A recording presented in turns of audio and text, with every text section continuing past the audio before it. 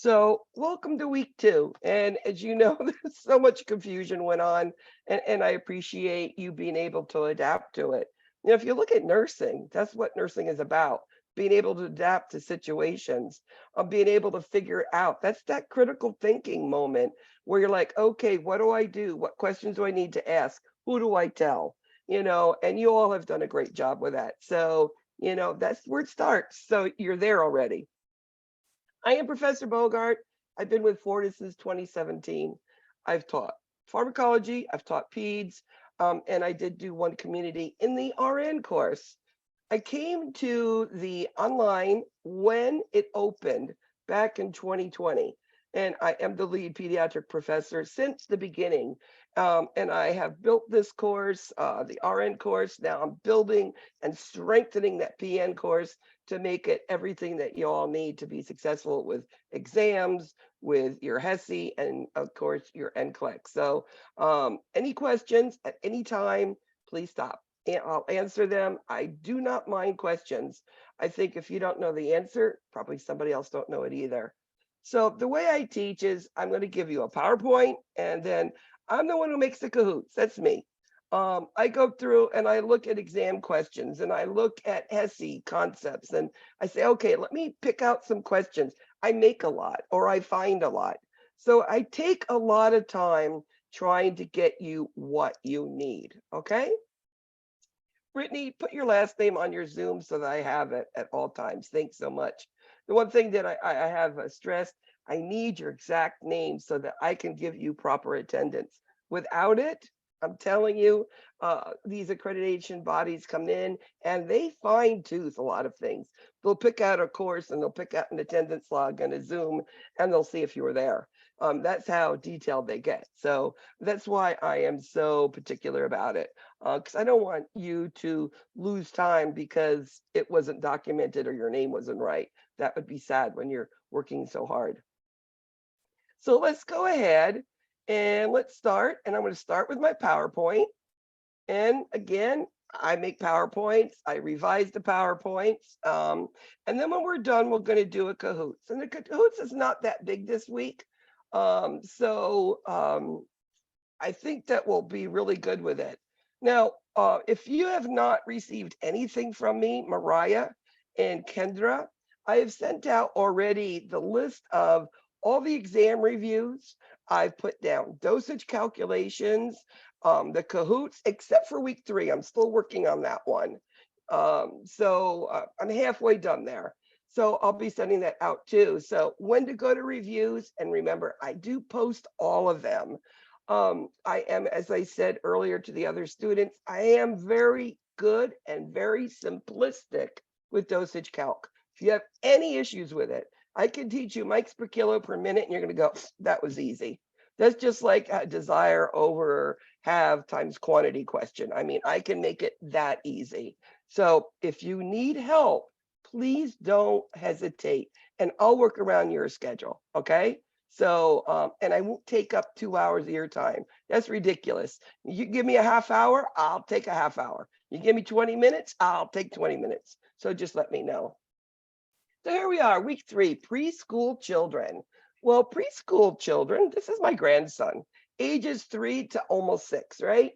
He's 6.5 now, and you're going to hear about Christian the whole course because I think he really has a lot of things that he's done that really look like a good example to teach you. Are we So on week 2 or week 3? we're on, did I put week 3? Well, look at that. Thank you. Yeah. Why did I do that? You see, I have my moments too. Give me 1 second. It's okay. Take your time. I'm working on week 3 and week 4 stuff. All right, let's do that again.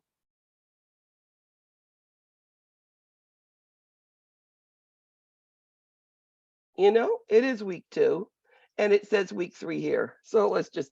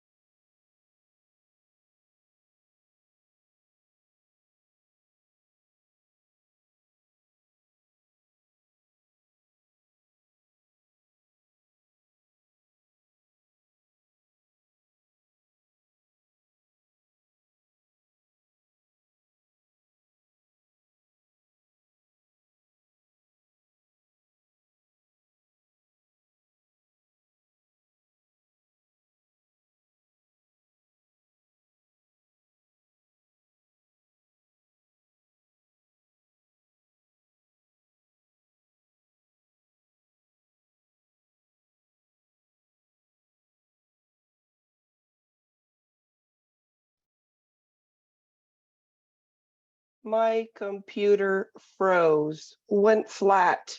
It's this Friday night, everybody at home. I apologize.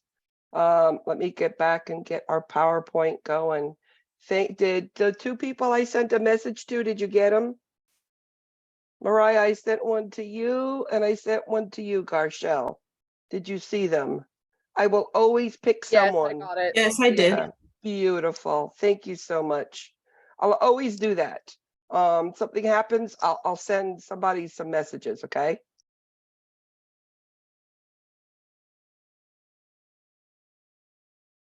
All right, let me get your PowerPoint. Hold on.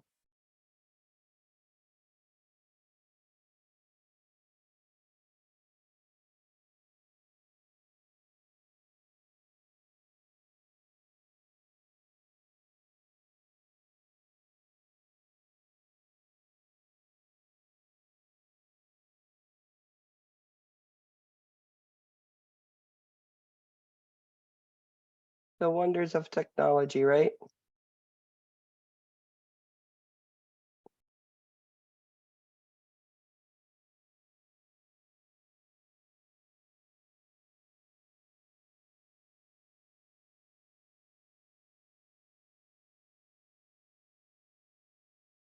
Waiting for the PowerPoint to come back up. It's spinning around, you know, that little thing that goes around and around.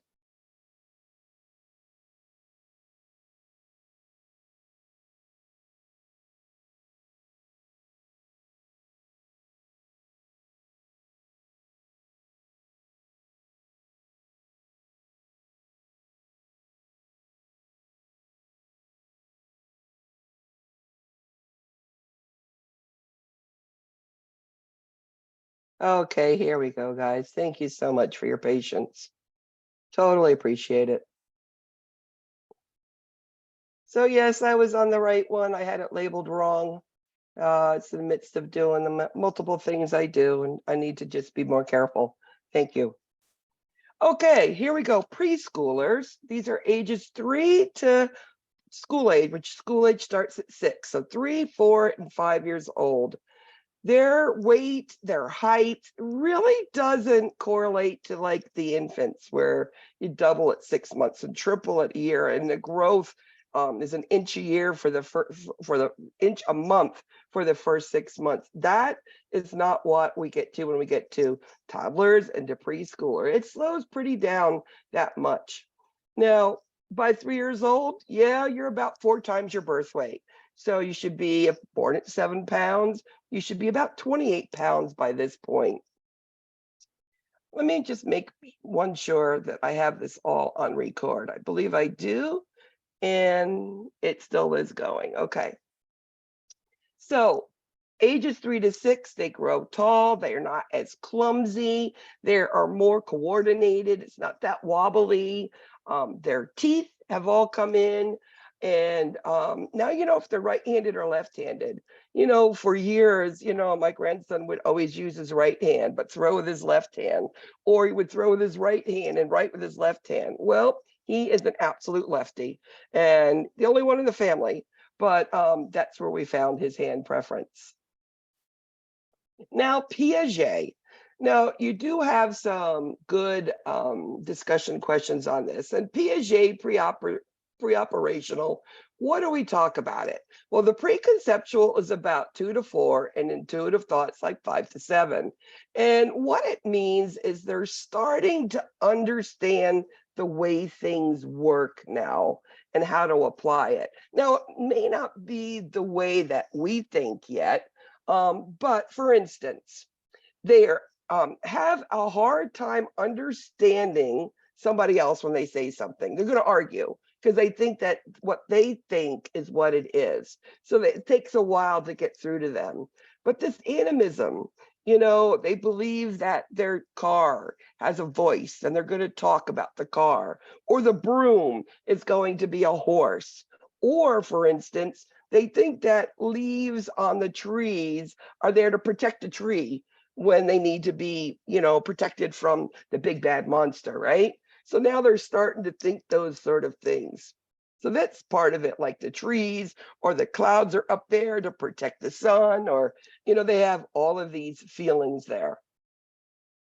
Now, they're also at this point are understanding one thing about something. They're like, for instance, we're starting to think, we're starting to be able to take these things and apply it, but they're not going to understand, the other things that it could be used for.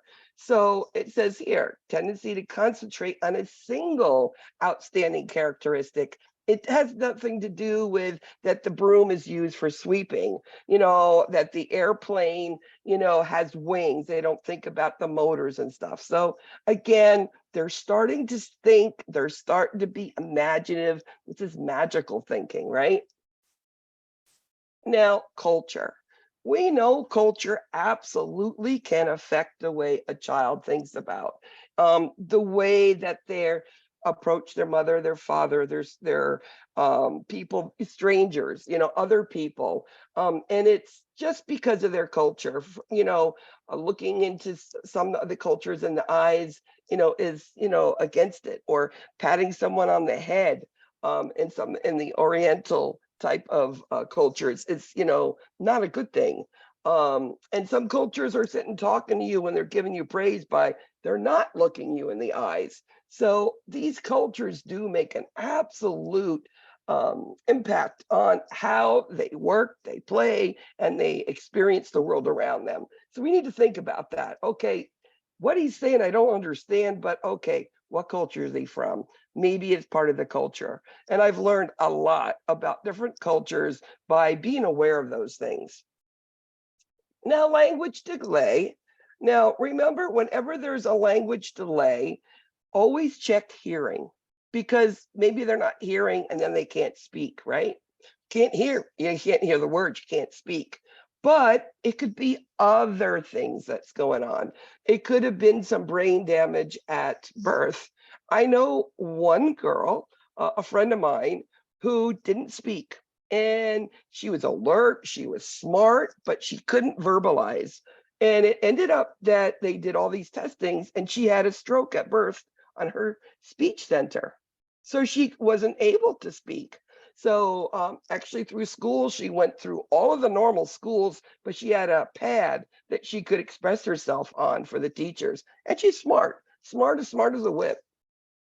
Sometimes there's other things that create them not being able to speak.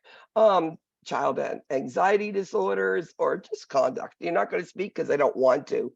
But another one that we look at, especially, well, maybe before 2, but absolutely by 3, is an autistic child.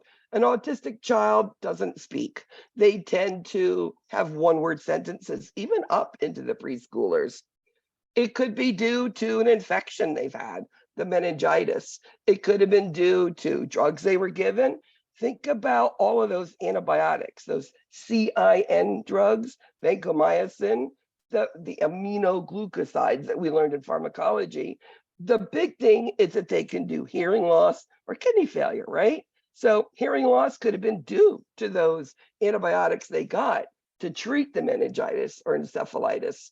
And then, of course, poverty, malnutrition, and nutrition is always a big thing. You don't have good nutrition cognitively, they're going to be delayed. So children, many of them, unless they have some disorder, intellectual disability like autism, they'll be able to express themselves in some manner or another. Now, bedtime. I think preschoolers are difficult because now they're starting to bargain, right? They don't want to go to bed. They don't want to miss anything. Their favorite uncle's there, or, they just find something. Another glass of water. I need to go to pee. I need daddy another hug. I need a whatever, right? And this is just part of it. So what should you do for bedtime? Well, when there's routine, they know that that's the end of the routine and they have to get that. So specific rituals is what's going to be bedtime. They say that putting the kid in the parent's bed shouldn't be happening, but some cultures do it, remember? I know my little grandson at age 6, he likes to watch a movie with me when he comes and visits. And yes, he falls asleep, but he goes to his bed for bedtime when he's done. That's his reward because, that's a Nana thing. But at home, he goes to bed in his own bed, and that's what they need. And having these little fits that get attention, they should be avoided, okay? They should be discouraged. And when you listen to them, then that's all they want. They want you to listen because now they're taking time, not going to bed. Now, when we are in toddler, we're into parallel play. And these understanding of these different plays are very important, okay? Parallel play is playing next to each other, not necessarily with the same toys, but they're not playing together. And toddlers hate that, right? Now, usually in the preschooler, they are playing together with the same things, but there's no goal, as in, it's not like playing in the sand and building a castle. That's your goal. Or doing a board game and winning at checkers, right? That's a goal. That's cooperative play. So parallel, next to each other, not paying attention, associative, playing next to each other, but playing together, sort of, but there's no formal goal. And then cooperative goal play is when there's a goal. There's something that they're trying to achieve, whether they're taking the Legos, building a house, whatever it is, that's their goal. They're making up the rules and that's their goal. They like to do little household chores. They like to go get the garbage, or they like to bring in groceries. They like to do these little things. My grandson still loves for me to do laundry with me. He likes to put it in the washer machine. He likes to get my laundry basket out of my room, bring it in.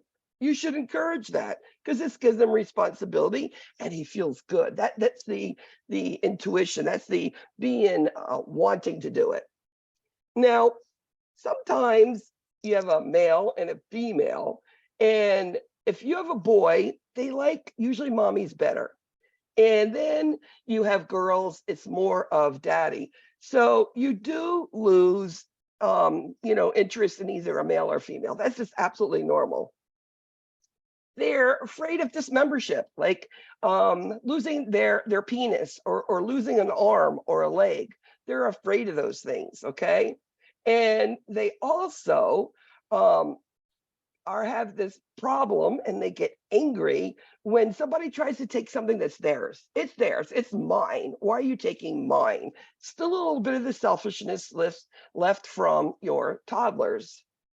Now, 4-year-olds are getting more and more adept to do so many things. They can use scissors very easily. They're not going to get cut anymore. Or, of course, they still need supervision. They can tie their shoelaces, but shoes today have Velcro straps. They're so easy to use for kids. I know when I was a kid and my children were children, no, they didn't have those things. So those are great things, but they're not learning how to tie their shoes at an earlier age, are they? Their vocabulary is expanded, 1,500 words. They like to make things. I made for Halloween, I took a cardboard box and we put all sorts of construction paper on it, made holes in the front and made it into a race car. And this kid carried this thing on his head around the neighborhood and thought it was the best thing. They prefer that over that ready-made. They really do. Or that paper plane happens to be a big thing. They like stories. They like to know what ends, what happens. And there's all sorts of great storybooks out there. Christian is one of those who reads a couple books every night. He just loves to know it. And he can read because of that. And they're really into death and dying. And they're really afraid of dying. And they're always talking about it. And you're like, why are you talking about dying so much? Who's told you these things? It's just something they do. At 5, they're getting more responsible. They can dress, they can bathe, with supervision, of course. Asking questions like crazy. They can ride a tricycle minimum, and they can start using toys. You know, my husband has this kid taking batteries, where they are, what the numbers is, putting him into things when they need it. He knows which is the positive and negative and how to do it, and he just loves it. It's just a feeling of doing those things. He uses my iPhone better than I can. I don't know anything about it. You give it to this kid and he can figure it out for you. And he goes, yeah, Nana doesn't know how to use her phone. I have to show her all the time. Computers, games, he loves to win. He can figure them out. He can figure out the TV. Nobody needs to turn it on for him. So those are things as he's getting older. Now, children need to be taught right and wrong and how far they can go. And they also need to give them a little bit of leeway to try to figure things out themselves. Now, timeouts. Now, timeouts are when a kid does something wrong and they say 1 minute per year old. If you're 10 years old, it's going to be a 10-minute timeout. If it's a 5-year-old child, it's a 5-minute timeout. And they need to know what they did wrong. They need to be quiet, and then the time starts. Rewards. You know, rewards are not, if you do that, I'm going to give you something. No, it's, you did this great. Wow. You took your clothes, you brought them in your room for me. Thank you. And you give them a reward. And consistency is always the best, because they're going to try again and again to get what they want if you're not consistent. Now, thumb sucking. You know, how do children from birth, how do they relieve stress? Everything in their mouth, right? How do they explore the world? Everything before their mouth. Now, thumb sucking is okay, but they should stop before the permanent teeth come in, because they will make the teeth crooked. My daughter was this finger, just the pointer finger, like that, up till right before the permanent teeth came in. So we need to do everything we can to try to stop it. So tell them, wow, you stopped sucking your thumb. That's a great thing. But remember, how do children reduce stress? It's all oral. It's still up into the preschoolers. Now, bedwetting, usually these children are potty trained, and usually by now they're not peeing the bed at night and your recess, right? Now, if the kid has never been dry, that's primary. You know, that's okay. The kid's gonna urinate in the bed. Now, secondary is when they've been really good. They haven't peed in the bed in a long time. Now, you need to find out why. It's more common in boys than girls, believe it or not. So, what are some things that can cause enuresis? Well, drinking too much before they go to bed. Oh, that's the first thing we're going to rule out. But it could be a urinary tract infection. If we know about diabetes mellitus and diabetes insipidus, both are extra urine, right? They're urinating a lot. So we need to rule those out. And any of these things we need to look at to see if it's a cause, a physiologic cause, why they're wet in the bed when they have been dry for at least a year. So how do we take care of this? Well, number one, we got to first figure out, you know, when they're wetting. Is it due to stress? How many times a week, a night? And is it a lot? Is it a little? And figure out what is going on. Is it the fluids, like I said, or is it stress? Or maybe they're on medications that make them urinate a lot. So we got to do a lot of investigation. Why are they peeing the bed when they haven't done it in a long time? So what do we need to do? Well, we just, first of all, try to keep it in the house, try to stop the extra fluids at night, make sure that they go pee before they go to bed, right? I mean, this is personal, but I urinated in my bed till I was 8 years old. And I remember at night, my daddy would pick me up, bring me in when he went to bed, and put me on the bathroom until I peed, and then he'd put me back in there. And then eventually it just stopped. I went through this, whatever in the mind, I can't do this anymore, I'm too old, and they will stop. But it wasn't due to any physiological reason. It was just, I don't know, I just did. And they did everything right. Now, if that didn't work, maybe it's something that's happening. So do counseling, find out what's going on, any stress. Hypnosis can work, behavior modification, and there are medications that can stop you from urinating. And of course, bladder training, decreasing the amount of times you let them urinate during the day. You stretch the bladder so it's bigger. Now, preschool. We do have preschool programs now. Christian graduated from preschool. One of the best graduations I've seen. All these little kids singing and dancing and dressing up in these things. And oh, they just felt so great about doing those stuff. And it started him with working with other kids. It's group cooperation. And he was able to work with the other children, knowing that he's not going to like everybody, and not everybody's going to like him.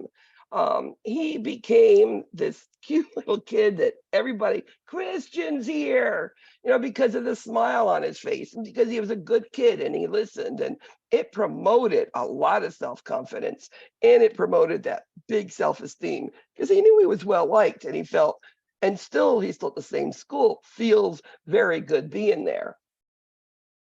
Now, daily care, you think a kid needs a bath every day. Well, they still need a bath, but you don't have to shampoo the hair all the time. And especially girls, my daughter had hair down to her butt at a very young age. So big, thick ponytail, this big. Yeah, I wouldn't, bathe her hair every night because of that. So at least twice a week. Clothing should be comfortable. It doesn't need to be these tight things. And of course, good shoes. You want them to walk and have good posture. Now, accidents. We know that these kids get into everything. They want to. It's just what they do. Car safety. They still need to be in car seats. They front positioning, yes. And then I believe it's 8. They should be in booster seats. Now, sometimes these kids tend to want to help you cook and whatnot. You have to be careful of those burns that can happen. Also, making sure there's stuff in the environment that maybe it looks like candy or something and they put it in their mouth. It could be poison. You have to be careful and you need to teach them about all of these dangers. And, parents could give them a little bit more less. I mean, toddlers, you got to watch every moment, but preschoolers, you can give them a little bit of leeway, but they still need close monitoring. And they've got playmates they play with. They sit and they talk to themselves, playing with their toys, and it's just absolutely normal. Now, if they're 9 years old with an imaginary playmate, that's something we need to investigate, but not a preschooler. So timeouts is exactly what we do when there is a problem, right? Now, hospitalizations can be frightening. And one of your discussion questions is all about this. It's all about protest, despair, detachment, and regression. Not every parent can stay with their children during a whole hospitalization. They have to go home, they have to work, they have other kids, there's other responsibilities, and that child may feel abandoned. So they're going to go through the stages of screaming, yelling, crying, and then in the end, they just give up and they sit in the corner and suck their finger, their thumb again, because they're stressed and they're upset and they regress. And this is a normal progress of events for these children. So as nurses, what do? Well, we try to find out what's their favorite toy, what comforts them, and try to spend that extra time or bring them out to the nurse's station, right? So important nursing things to observe with children, preschool children. Now, do children like to play? Do they like to play with other kids? Don't they like to play? They like it alone, right? Or are they talking with their playmates, right?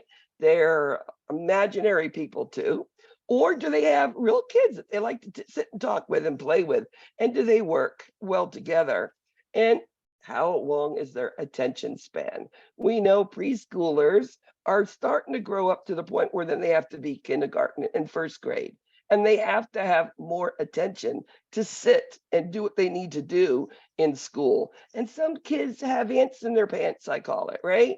So how long can they do that? Now, the Denver Developmental Screening Tool, it's only an assessment, okay? It just tells you if you're going to need some sort of intervention. It assesses the personal, social, and motor and language skills. And if we need physical therapy, occupational therapy, speech therapy, then that will be ordered. But the Denver Developmental Tool is just the assessment. It doesn't assess, if they're delayed. It just says, yes, you need extra help. Now your school age children, ages 6 to 12. Now, these children, they understand that the fairies and witches and, all of these superheroes, that they're not real. They more want something that they can look at, closely. Doesn't mean they're not going to like going to Transformer movies and all of these Frozen movies, etc. It just means that they want to know, are they really real? So you'll see that. Now, first close peer relationships. They're going to find someone at school or someone in the neighborhood that going to come over to your house, come over for dinner, or they're going to go to their house for dinner if you let them. And it's going to be that first close relationship, which is really important. This is now introducing them to another culture, another family, right? So this is part of their growth. The school-age children, according to Erickson, is a sense of industry. Now, what does that mean? Well, school-age children like to do things and do it well.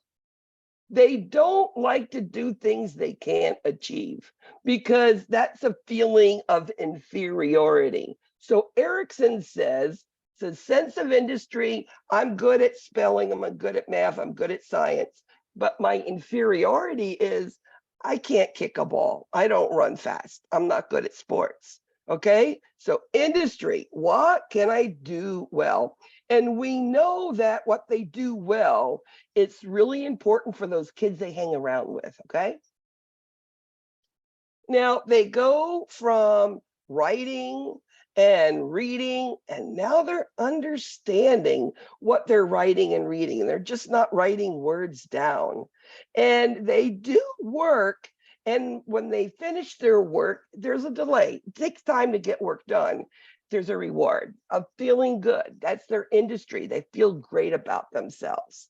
And if a kid can't do something, it's up to parents or the teachers to let them know to try, because these kids don't want to try what they can't do. So one of the things about nursing and having a school age child, let's say they're in there in the hospital longer term, and you want to give them something to do. Well, you don't want to give them something that they cannot achieve.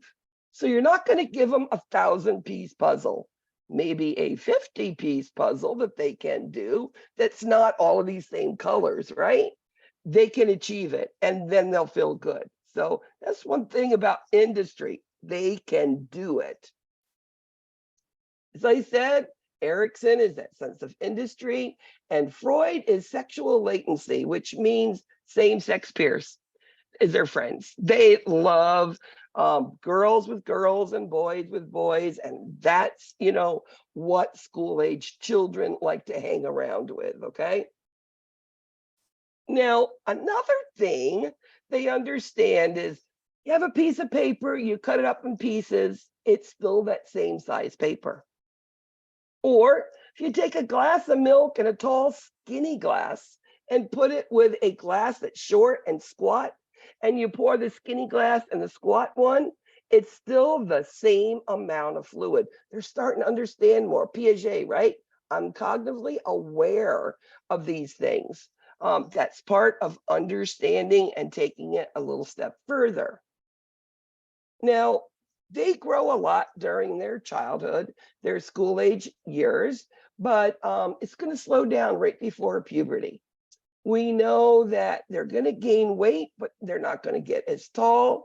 And now their brain is almost at the size of adults. So they're getting smarter and smarter. Again, they're more coordinated. You know, you get these kids playing baseball, little league. These kids can do really well, very coordinated. And they've got a low, because they're shorter, a lower sense of gravity. Their physical growth. Now, permanent teeth start at age 6, okay? And they say it's about 4 per year. And by the time puberty, all of their baby teeth are gone, all the permanent teeth are in. Their GI tract getting more and more efficient. We know that when babies are born, it's immature, and we don't even try food for the first 6 months, right? But by the time we get to school age, they're able to have their 3 meals a day, and they do a lot better with it. Their heart rate, respiratory rate, decrease. Now, one thing that we need to remember, there's some kids who look old, older than their years, right? So remember, the size of a kid could be tall, you know, tallest kid in the class. It doesn't mean that they're emotionally as mature. So make sure that when we're talking with children, as nurses, that we figure out developmentally, where are they emotionally, okay? And work with it. Because they look bigger does not mean that they're emotionally there. You know, what moms do, what dads do, yes, that influences children. You know, if dad is taking the garbage out and it's the boy in the house, he's going to end up taking out the garbage. So those are going to be like that. Their children know that in school, you are have so many kids, so many cultures, and we know that that is in the school. We know that if a kid is rowdy and tends to talk back, or maybe more physical, we are more accepted of boys than of girls. Now, I grew up with 6 brothers. I was a little bit rowdy. So does it make a difference? Well, of course, the difference of what the family is. And we know that, you know, girls with a mother who acts feminine is going to be more feminine. The boys, if the dad's more masculine, is going to be more masculine. Now, when they're doing school, you need to set realistic goals. You know, a kid comes home from school, they need to do their homework. You know, the writing, is the writing the way you want, or is it good as it should be? So realistically, set good goals. Don't get that kid frustrated. You don't want to turn them off against school. Remember, children need to get to school. Attendance is important, and these kids, they're going to when they don't want to go to school, there's something going on, and it could be even depression in early children. Okay, it could be something's going on in school. There's a bully, right? So figure out, is there a problem at school? You know, you think that preschoolers and kindergartens don't have bullies. Oh yes, they do. So find out what's going on. And again, that homework, these kids need to know when they're in school age, they come home, get it done, then they can play, do their videos, whatever they want to do. Now, when discussing sexuality with children, you know, there are all sorts of names. I mean, a lot of these are older, and there's so many more. Just know that children don't always understand, and sometimes they're going to use words they shouldn't. My grandson loves to call me bro all the time. I'm like, I'm nobody's bro. I'm your nana. He goes, oops, I'm sorry, nana. I didn't mean that. And they, I didn't mean that. So they're going to use these slangs. So some of them are not good. And some of them are like, do you understand what that means? So let them know what that means.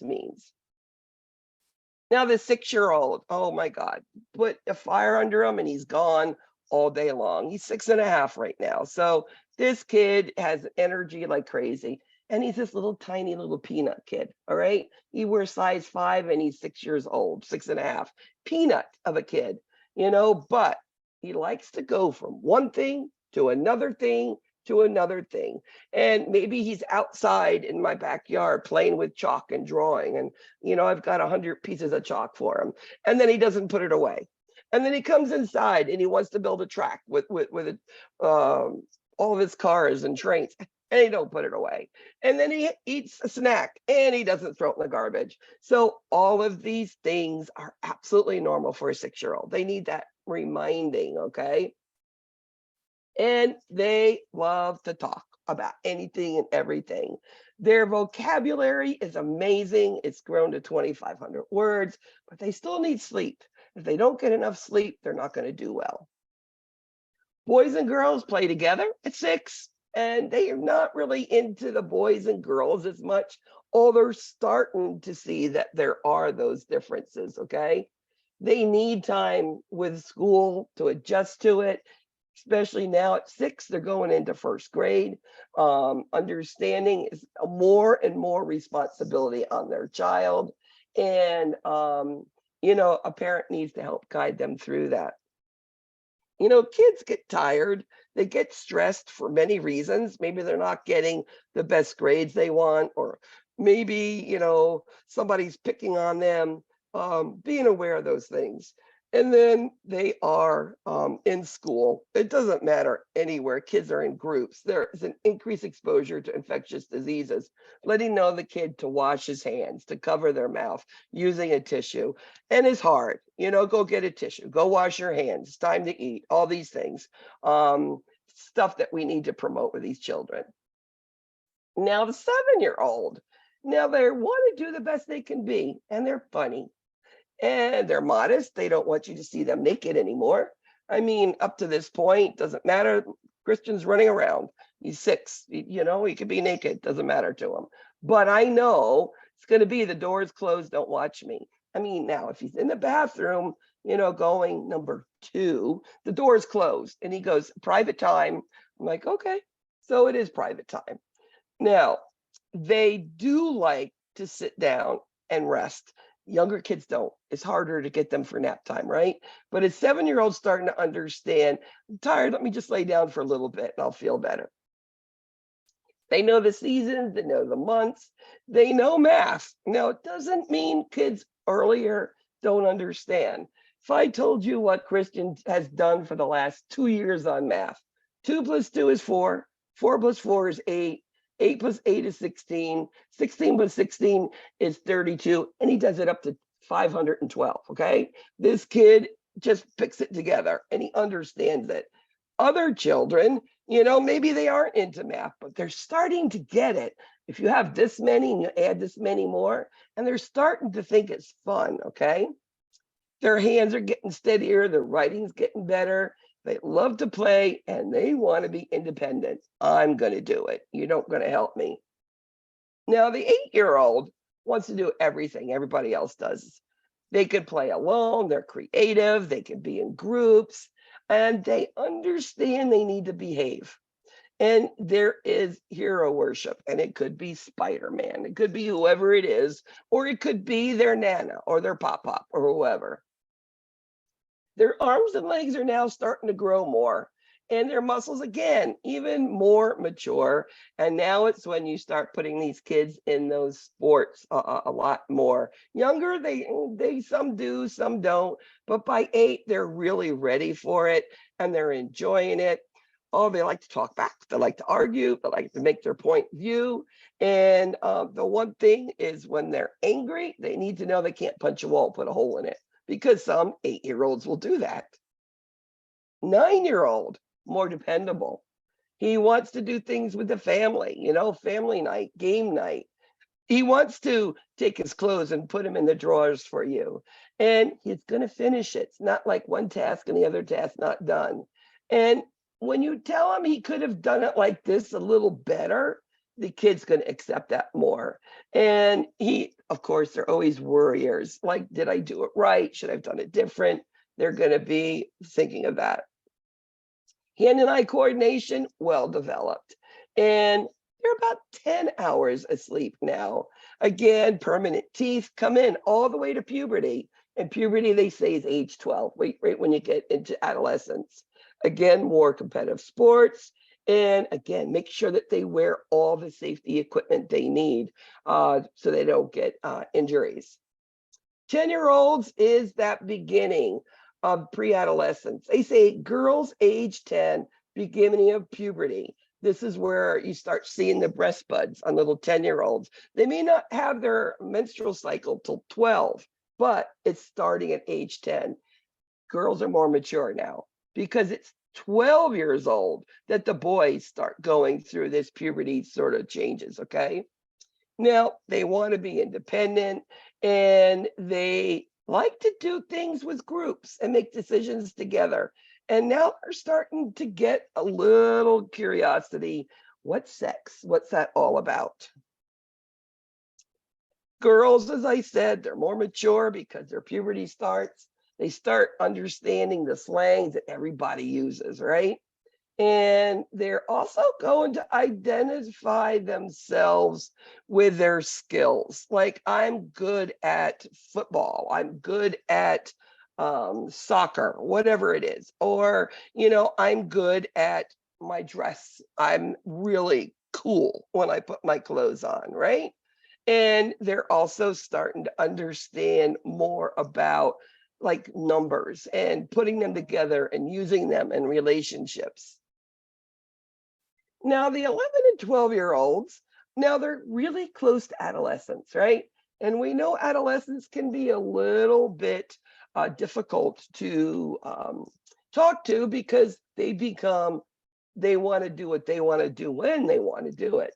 So by 11 and 12, the more argumentative, their hormones are flaring like crazy. Because remember, 10 and 12 is boys and girls when they get that pubertal start to themselves. And now they need to know what are their limits? When do they need to be home? What they can do, what they can't do. They are less concerned about their appearance. They're not into that high school yet, though some are, okay, but many aren't, okay? They are more into themselves, but they don't tend to think and concentrate. They tend to be all over the place, trying to figure out all different sort of stuff. They want to be with their friends, their groups, playing, whether it's in music, whether it's in sports, whatever it is, they want to be there. Boy Scouts, Girl Scouts. And they're looking at their bodies now. The girls with little, breast buds, and the boys, the first thing is their testicles get enlarged. They're looking at these things and they're aware of it. Let me see. They, yeah, I think this one is great. They will ignore constant verbal nagging. If you keep telling the kid the same thing over and over again, they shut off. The ears go off and they're not going to listen to you. But again, this is that prepubescent, that is those right before adolescence. And they need now to have some sort of chores. And chores go along with some sort of, monetary monies or privileges for that. So chores are really good now. So health. We know at age 12, they get all different sort of immunizations. They get for cervical cancers, the HPV, boys and girls both get it. They should be screened for hearing, anything at this point, because they're starting to get to that point where they're going to grow really quick. The adolescent growth spurt is 25% of their growth. So really important that we make sure that their physical and mental capacity is doing well. If something happens to a kid and they have a problem, or just to say they have just an infection and they need to take antibiotics, they need to know why they need to take all of it, and they need to take it on time so that they're not arguing with you. They need one place that they do their homework, whether it's a desk in their room or whatever set up, so they know when they sit there, they need to take care of it. They need to be responsible for their homework, and they need to be responsible that you brought all the supplies they needed. They can't leave them at school, and they can't borrow them to all their friends, that they need to come home because they need them for their home and their type of school supplies. As I said, an allowance, it's some sort of some people can't afford allowances. I couldn't, but I gave privileges. And those privileges are something they earned according to doing their chores, etc.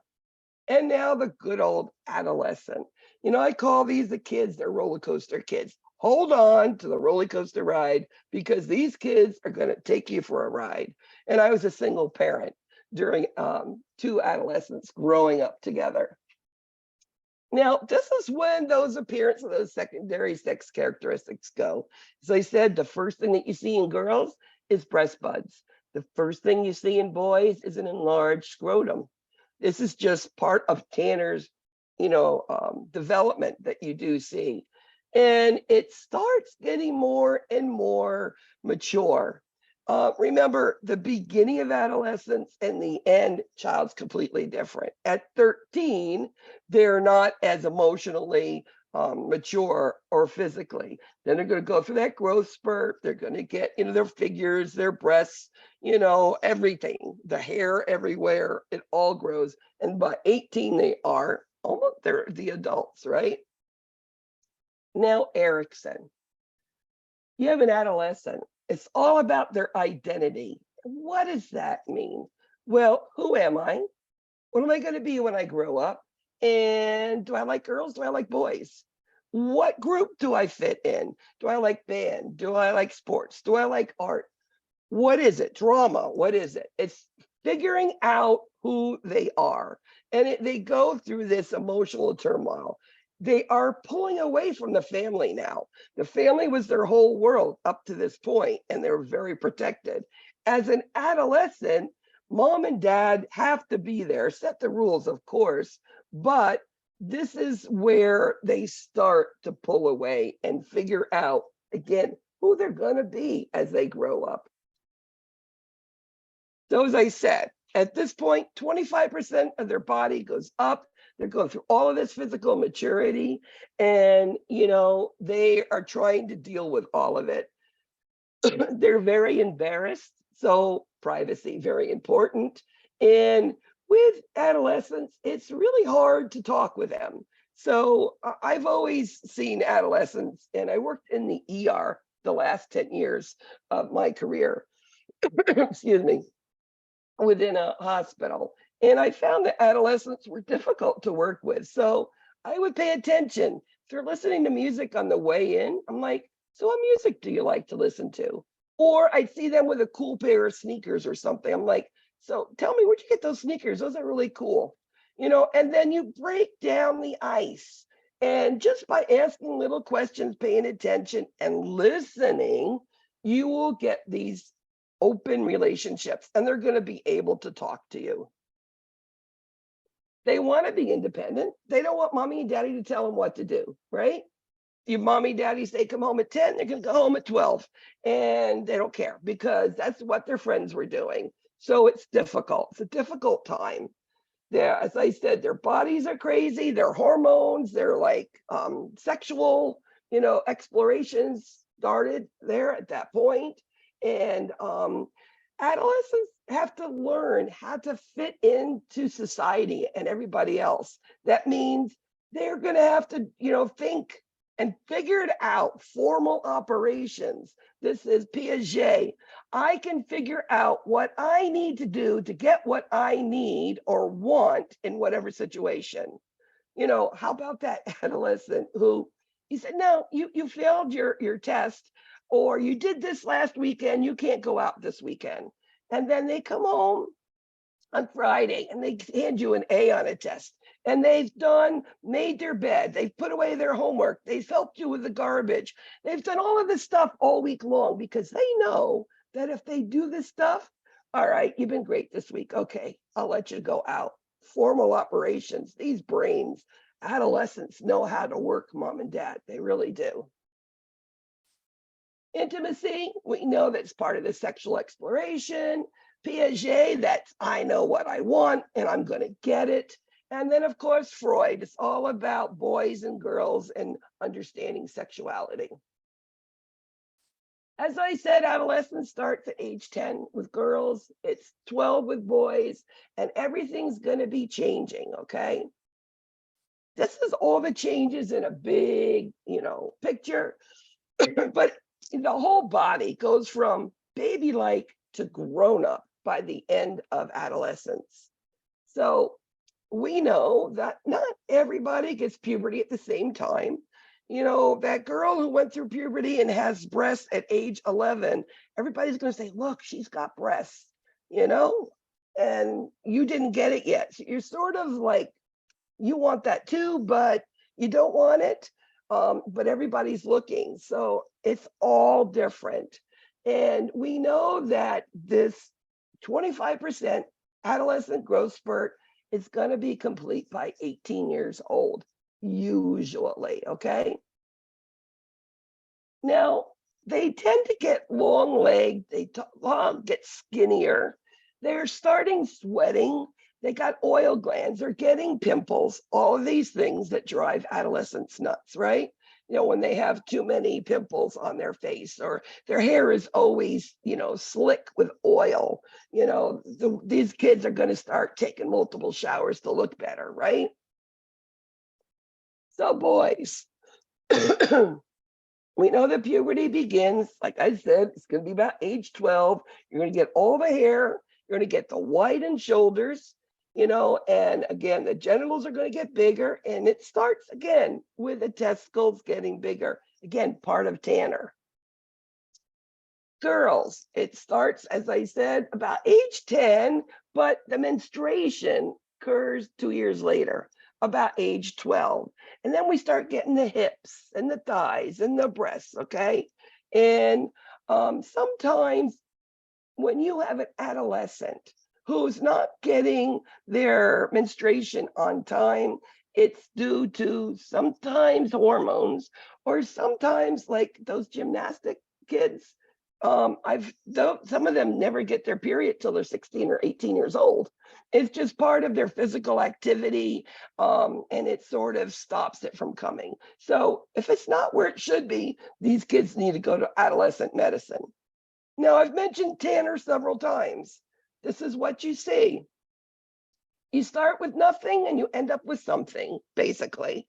And that's with boys and with girls. So their sense of identity, we know they're going to be changing all the time.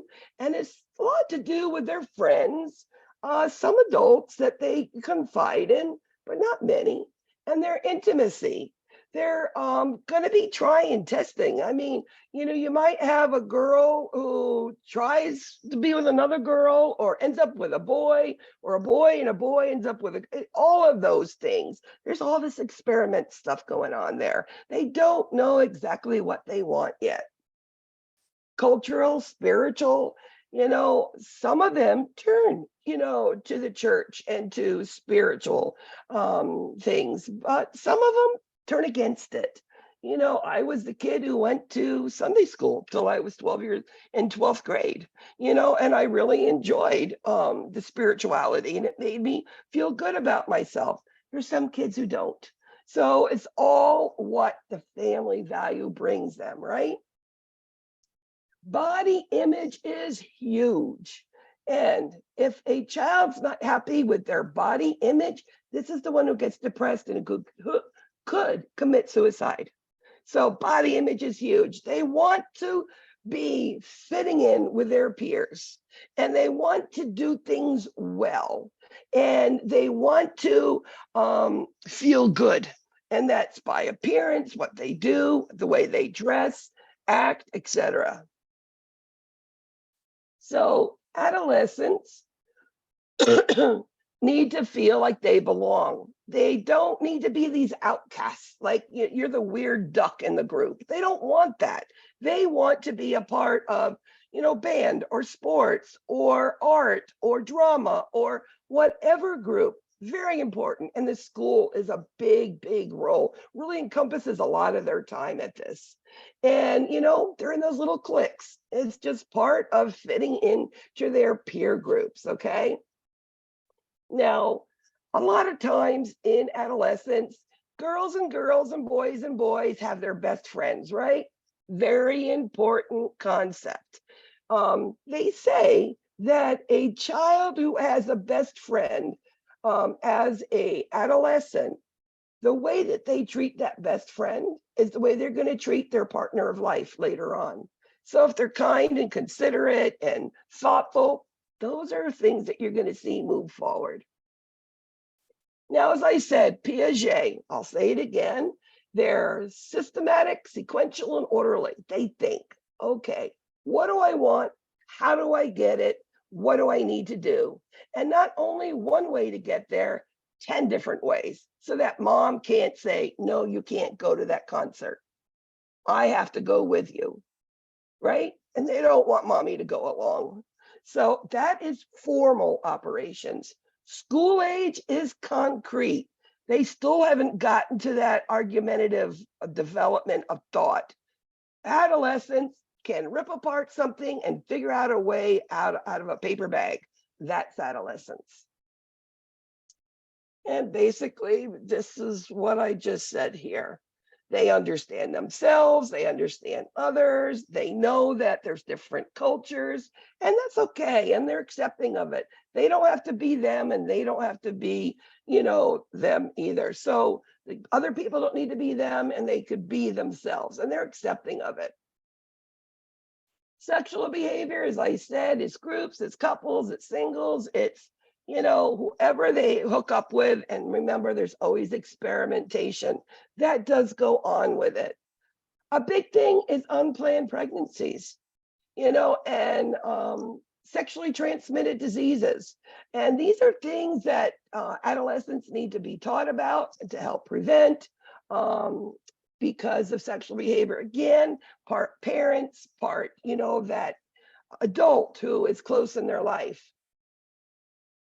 So one thing about sex education, we don't just need to sit there and lecture and teach. We need to find out what do they know and then expand upon it, okay? Of course, we're going to say abstinence is what they all should be. Now, that's not realistic. There are many adolescents who have sex at early ages for whatever reason. Now, if a adolescent comes to you and wants information about some sort of protection, what do you tell them? Now, they're not 18, they are minors, right? But if they come to you and they want assistance, you can give oral and written information, not your opinion, okay? Or maybe refer them to Planned Parenthood, tell them where to go, what they need to do, because they want to take care of themselves. And as long as they're not doing anything to hurt themselves or others, you don't have to tell the parents, believe it or not.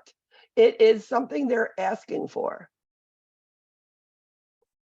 So sometimes it is said that adolescents who get early education, they do not have a higher rate of sexual activity. It's just that they're aware of stuff, okay?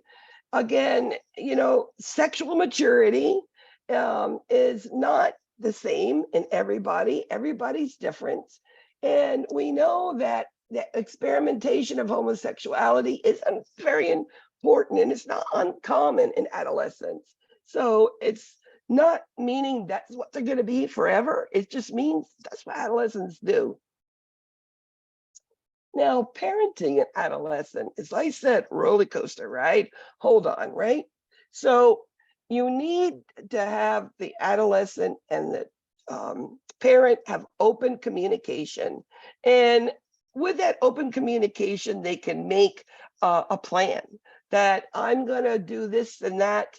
And this is your guidelines, what you can do. If you do this, then you can have privilege to go out, whatever it is.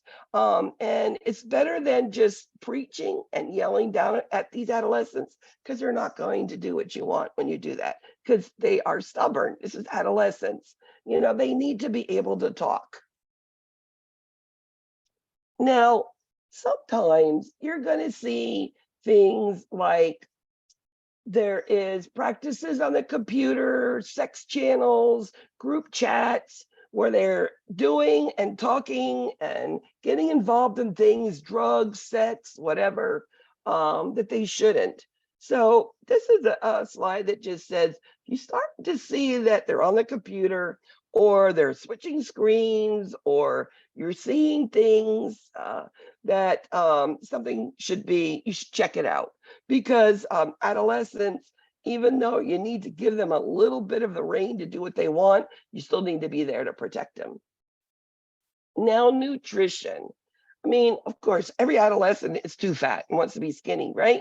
Body image. They want to be perfect. Now, what does that do with nutrition? Remember, they're growing 25% of their body weight in the first couple of years of their adolescence, right? So when they're doing that and they're not getting their nutrition, they're lacking a lot of things. And they're saying calcium, iron, vitamin B12 are the ones that are inadequate. Most adolescents are so busy with life, they get a bottle of water and a power bar or whatever, and they head out for the day and they don't eat. Or they're saving their money for lunch to keep because they want to go out on the weekend. Those are things they do too. So nutrition is very important. We know with vegetarians, we need to give enough iron in other ways. It's very important. We know children who are very active in sports do need good nutrition. And caffeine and alcohol should be absolutely avoided with them. And of course, anabolic steroids. I mean, some of these children are like, if you don't get into college, you're not going to, with a scholarship, they start taking steroids because they want to be better. And it does happen in high school. So just be very aware of those things. Hygiene, they start to bathe more because they're greasy, their hair, their, pimples, etc. They need to be brushing their teeth well, to keep their permanent teeth clean.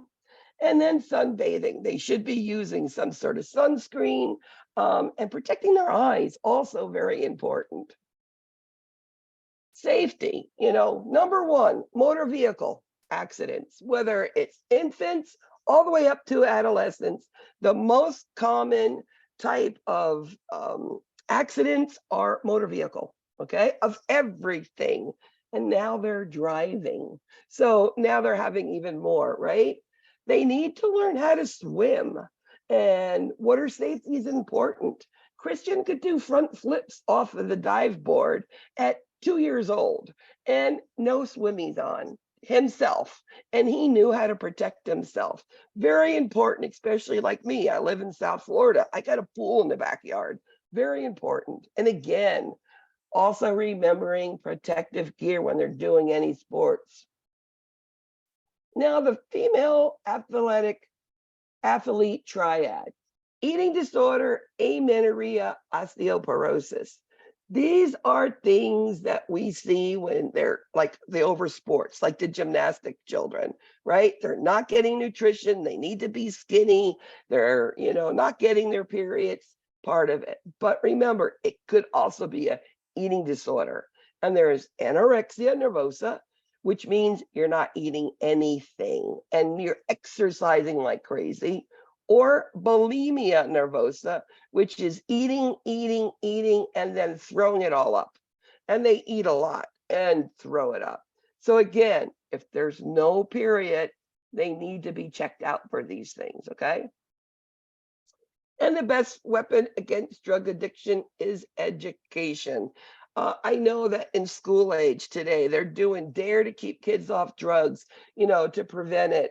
But remember, there's a lot of peer pressure saying, oh, it's okay. It's just marijuana. No big deal. That's a choice they need to make when they're adults, when they understand, the whole what's going to happen to them. So there's something called PACE, and it's a nursing assessment. It's the parents, peers, and pot. It's alcohol, automobiles, cigarettes, and education. And if you have 2 or more of these areas that are a problem, you probably have an adolescent that could have drug abuse. So this is where we would make that referral, have the doctor order some other physician to come in, maybe a psychologist, psychiatrist, somebody to help them through this. And as I said, depression. I don't fit in any group. I'm too fat, too many pimples. I don't like the way I look. excuse me, depression is huge. So you always worry about suicide with these children.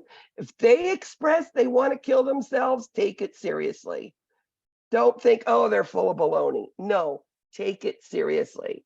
So when we see a kid who's backed off, not as active as they used to be, if you become a school nurse, I mean, school nurse is a great place to be. You'll be off all the days that your kids are off school. You'll be at school the time that your kids are in school. It is a great profession. And usually it's county benefits, which is really great. So if you're there in that position, recognizing that depression, encouraging open communication, and having those hotlines all over the place, okay? And if they need anything, have those referrals to those places or professionals that they can go to or talk about. So again, we're talking about adolescent pregnancies. Again, make sure that adolescent, because we don't know the families if they can handle it. They have insurance, they have the facilities to take care of this child during them having a child. So one of the couple little the risk factors are, how old are they? You know, were they 14? Were they 18? Are they eating right? Okay, eating and nutrition in pregnancy is big. And then do they have access to health care? So we know pregnancy is confirmation of the pregnancy. Second is that newborn is real. I'm starting to feel it, because at first they don't believe it, right? There's nothing to see, nothing to feel. There's no movement. And then all of a sudden they're getting ready for birth. So nursing approach adolescence, as I said, open that line of communication. As I said, it could be listening to the music, or what do you want to be? Where are you going to go to school? What class are you good at? What do you like? I mean, there's so many things you could talk about adolescents with, and they're realizing, you know, you as a nurse, you're not a bad person. You know, I can talk with you. And I've had many adolescents do that with me. So they get feeling at ease, and then I can teach and I can help them, you know, do what they need to do, whatever it is. Privacy always, confidentiality and respect. Remember, I don't have to tell the parents what they're saying, and I can have parents leave the room as I'm talking to them. And as long as they're not hurting themselves or others, I don't have to tell a parent. Okay, that's part of it. So they will talk to you, because let's say I wanted to have sex. I'm a 16-year-old. I would not ever tell my mother that. My mother would ground me for life. I had 6 brothers. I was daddy's little girl, second to youngest. There's no way. But if I had a nurse I could talk to, you know, then she could have guided me to, you know, a Planned Parenthood or something to help me understand, right? Again, children, they're rebellious, and that rebellion's because they just want to do what they want to do. So important that parents listen. The listening part is what they want. So healthcare, nutrition, they're not eating, right? Dental care, personal care. My son came home with his tongue pierced at age 16. I wanted to beat him up, right? It's what they do. Accident prevention, you know, if they're driving a car, that they're doing it safely, right? Substance abuse, you know, if you suspect, get them help. Being able to handle themselves when they get angry, risk-taking behaviors like getting on top of a car and having kids ride down the street with them on top of the car hanging on. I've seen that. Money, and if they have money because they're getting chores or getting, you know, money for it, making sure they can handle it. And then in any communication, it's open-ended sentences. So all of these things are basically about adolescence. So long slides, a lot of stuff. What do you think? Okay, let's do our cahoots. How does that sound? Very informational. Did I make it understandable for you? Yes, ma'am. Okay, that's all I want. If you can understand it, I can bring you about me, my kids, my grandson, even children I've had at the hospital. I will bring all of that in. So let's do the cahoots. I got a question really Yes, quick. ma'am. The leading cause of death for children and adolescents is automobile accidents. Okay. For Gotcha. injuries. For injuries. Injuries and deaths, yes. Okay, gotcha. They call it unintentional injuries, Mm-hmm. all different words are used with it. But yeah, whenever you have a question like that, motor vehicle, always your answer. Mm-hmm. Okay. It is.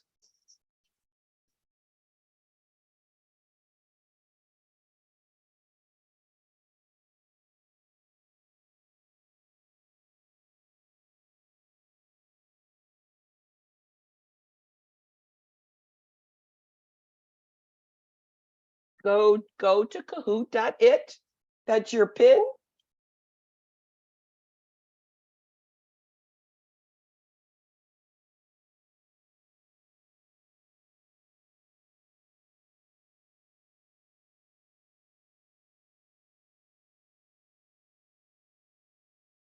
Now, when I'm done with class today, you'll usually have your recordings there within an hour, and you'll have the Kahoots, and I'll repost the PowerPoint when I say week 2 recordings.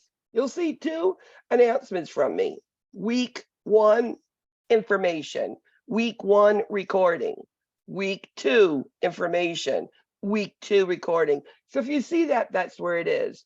Just like when I posted all the things about the exam 1 reviews, if you've looked at it, you're going to see it's exam 1 reviews, all the times of all the professors, it's dosage calculation, it's all the worksheets you may need to that follow those recordings, and it's also Kahoots.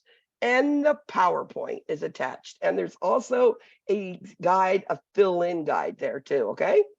And can I we go put over it the in one quiz after the place. Kahoot? Excuse me? Can we go over the quiz after the Kahoot?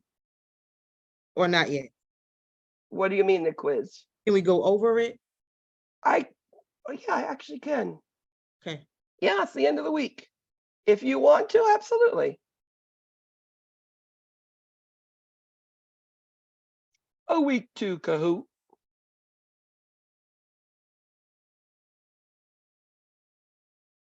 A preschooler child is asked, why do trees have leaves? Which response would be an example of animism? What do they say about preschoolers and their imagination and riding brooms, right? And hands out in an airplane. So why are leaves on a tree? It's to hide behind when they're scared. So they think the tree is that animal and those leaves protect them. I thought that was a pretty cool question. Cephalocaudal describes development that what?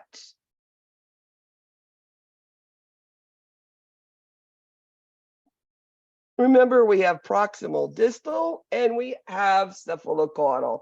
Proximal distal starts with all the hands in here, and then it works out and reaching and exploring their environment. Cephalic is a head, right? Cephalocaudal, head to toes. That's what it means. Very good. What task would be appropriate to expect of a 5-year-old child?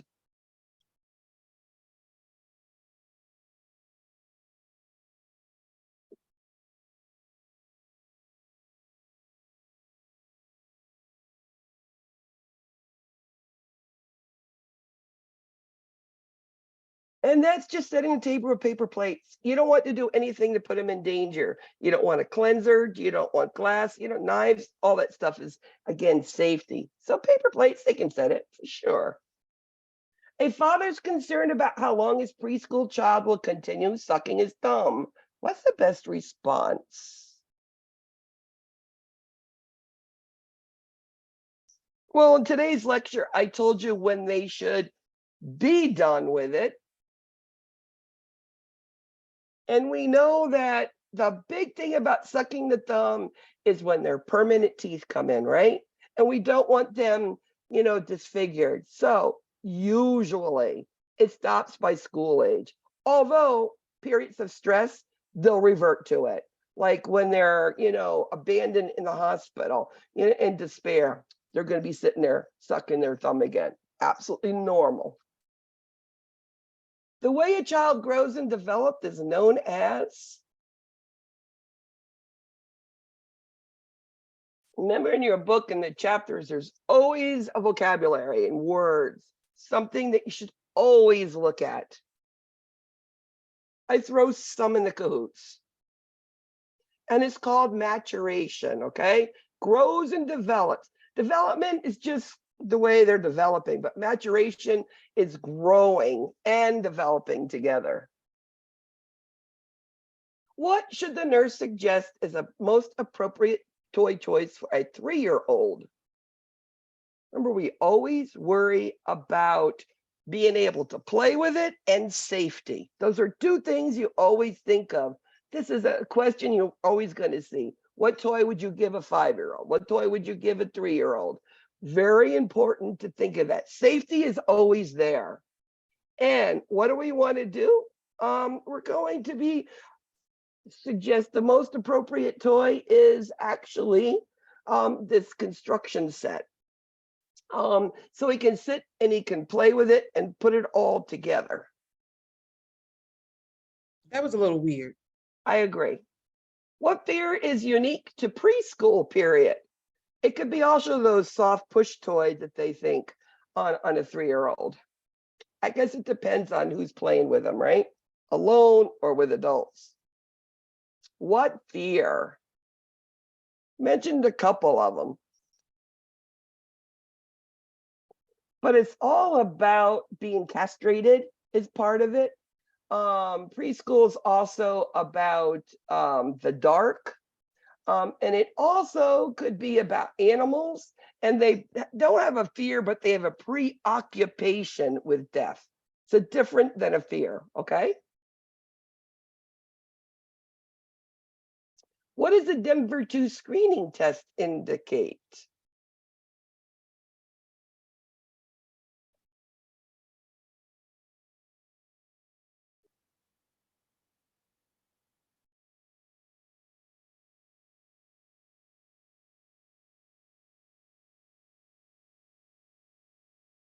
So the screening test is just going through, looking at the child and seeing what needs to be investigated, and then they can institute the speech, the physical, the occupational therapy. It doesn't say that your kid is autistic or your kid has a speech delay. It doesn't say that. It just means you need to look at this closer. Basically, it's what that says. When planning an activity for a 3-year-old child, the nurse bases the plan on the average attention span of blank minutes. 3-year-old, how long can they sit there? Without the ants in the pants, as I call it. Like Christian, I'm like, you got ants in your pants? Could you sit?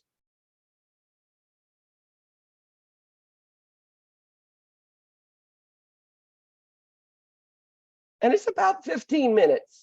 And that's actually pretty long for a 3-year-old. So when you're planning things for children, it'd be something that takes a shorter time versus something that's longer. I mean, as you get older, you can do it for longer periods.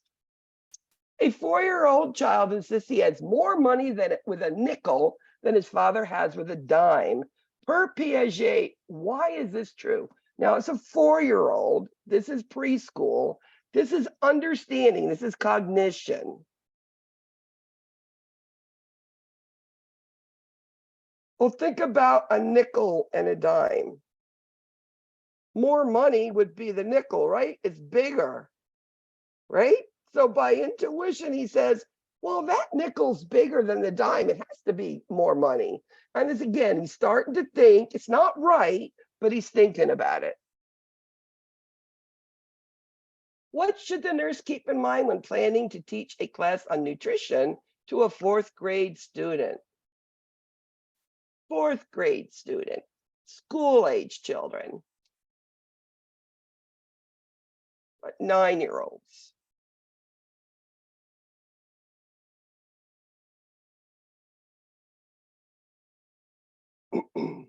So we're talking about nutrition. You're talking about understanding. You're talking about Piaget, and you're talking about concrete operations, which means they understand.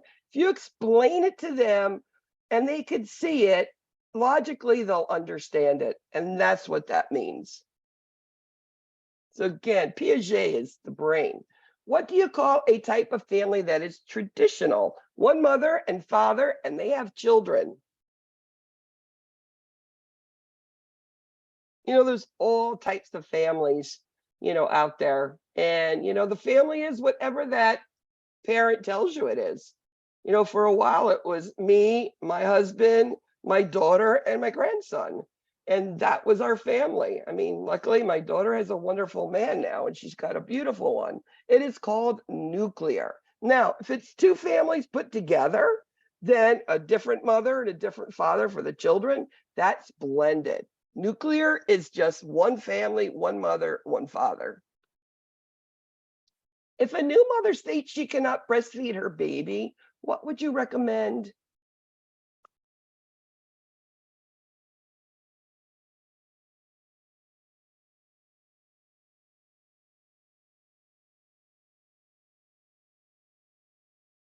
So if you can't breastfeed, you're going to be giving them iron fortified formula.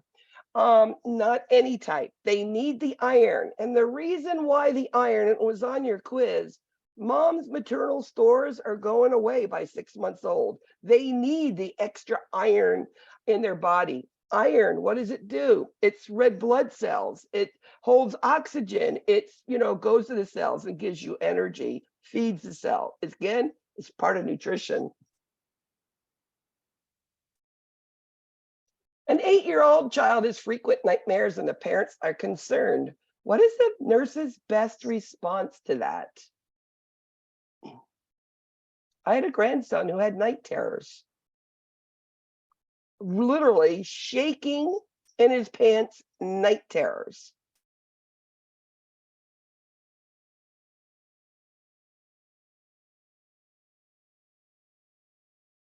And it's that fear of that mutilation, right? Because remember, it's part of their fears as school-age children, having their parts cut off or their hands or their legs cut off is something they have in their mind, of course, with, this death thing that they get. But it is normal. They do grow out of it. A 10-year-old girl likes school, plays the flute, and plays tennis. What do these activities help develop? Again, 10-year-old school age, it's all about Erickson. Which one is this? She can do something well. She plays the flute and she plays tennis. What is that? It's industry. Remember, industry is all about what you do well. Identity is an adolescent. Intimacy is adolescent, and an initiative are your preschoolers, okay? So knowing those different ages and what they are, you're going to have about 7 questions on your exam regarding the theorist. Warning. What statement by an 11-year-old child leads the nurse to determine he has moved from the mindset of egocentrism?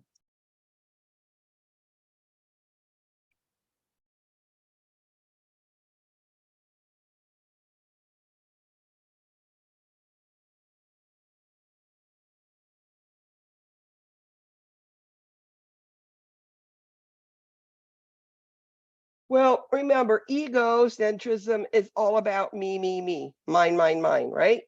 And all of a sudden they're worried about the other person. Okay, so that's moved away from it. That means now, I'm sorry, what did I do to hurt you? Now worrying about the other person. The school nurse is preserving a tooth that was knocked out. What will the nurse be especially careful to do? Now, I'm going to tell you should put it in cold milk. Did you know that? And bring it to the ER. I've seen many a tooth re-implanted, especially if it's a school age and it's a permanent tooth.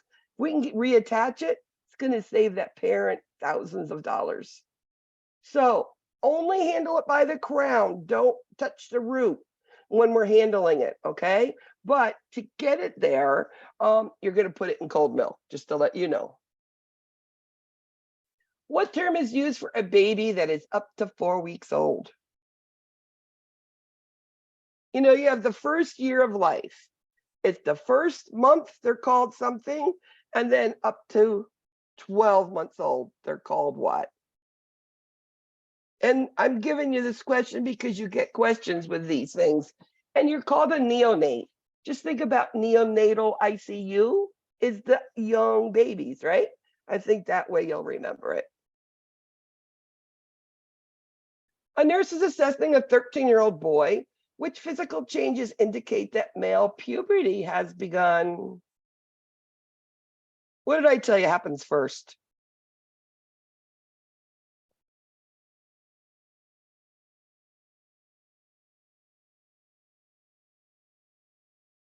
And it's the enlargement of the testicles, okay? That's number one. I think I said it 4 times tonight. A parent comments that her adolescent daughter seems to be daydreaming a lot. What does this behavior indicate? She's la la la la la, daydreaming, half asleep, not here, not listening. What do you think that's all about?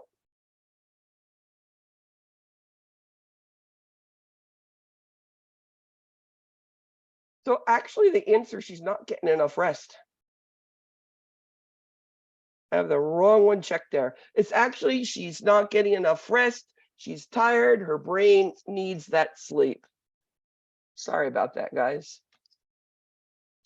The nurse is planning care of an adolescent. What psychosocial task is most important for the adolescent? Psychosocial. Now we're talking about Erickson. What are the adolescent all about? And it's the identity, right? Who am I? What am I going to be? Who do I like? You know, who's my peer group? It's all of that. Identity, body image. When does the first tooth generally appear? Now, it doesn't mean if it doesn't appear then, it doesn't mean that there's any problem with this child, but it is 6 months. And then they say after that, it's a tooth per month, right?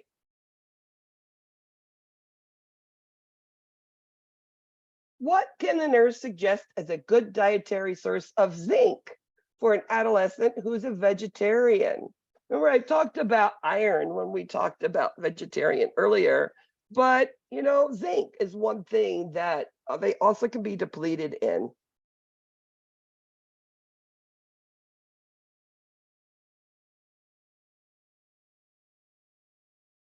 And the answer is nuts. Green leafy vegetables are more iron, okay? Citrus fruits, vitamin C, and bread is more of your brand. Nuts is the one for zinc. Nurse takes the height and weight and does vital signs on an infant. What level of Maslow hierarchy of needs is this?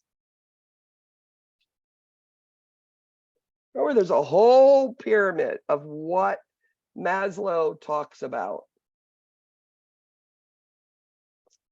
We have safety, infection, love, physiologic needs. And when you talk about something you can measure, touch, and you measure it, that's physiologic. That's something that they need to be ordered to be alive. They have a heart rate, they have a respiratory rate, an O2 stat, a blood pressure, they have a height, they have a weight. A 6 months solid food is offered. What would be the best choice at 6 months? What are you going to give your baby? Remember, before 6 months, their intestinal tract is very immature. And if you give them food, it's just going to come out in their stool. And it is rice cereal. It's probably the most allergenic for children. We actually will put rice cereal in, give them a little bit in reflux kits. It thickens the formula and puts it down. Now, you're probably going to see it in the stool, but it keeps the food down and they're not vomiting it up. According to Freud, an infant that likes to suck on a pacifier a lot is in which developmental period? Infants and Freud. You're talking sucking on a pacifier.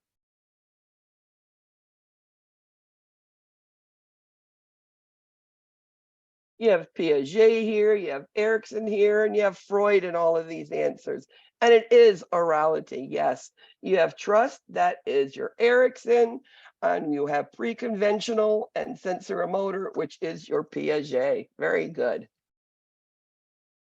What does Erikson say about toddlers?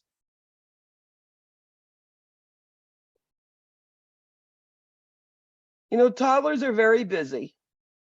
They're like a blender with the lid off, which means turn it on, they're everywhere, right?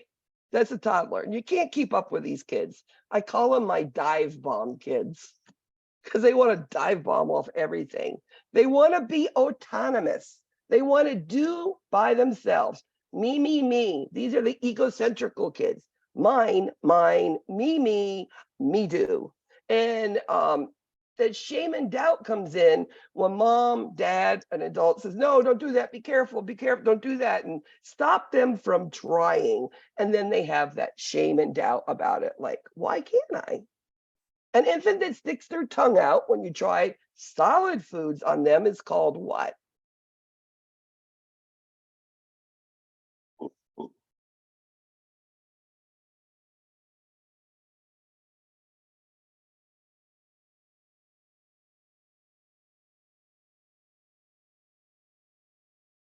And that's called a protrusion reflex. You put it in and their tongue goes, "Ugh, ugh." It's not that they're trying to spit it out. It's not that they don't like it. It's just a reflex. They don't understand what you're doing. They've sucked for so long. That's all that means. And last question. A girl tells the nurse, I love Katy Perry and I want to be a singer. This statement is typical of what stage?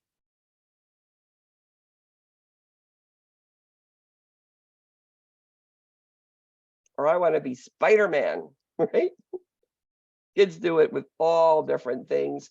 And it is early adolescence. You know, it's actually a physical person. It's not, you know, a cartoon like, you know, Spider-Man. That's an early adolescent thing that you see. Mariah, good job, Mariah. Number 2, Whitney, whoop, whoop, whoop. Number 1, Garshelle, look at you, girl. Good job. And Brittany and KW, good job, guys. So, did you enjoy your cahoots?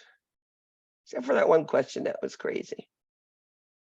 So, you want to look at the quiz. And let's go over that a second.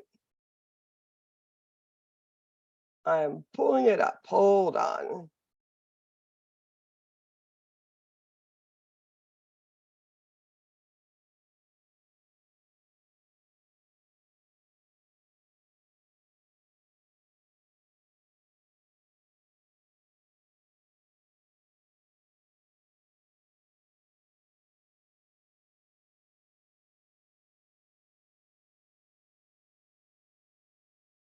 Any other questions regarding today, lecture, or anything?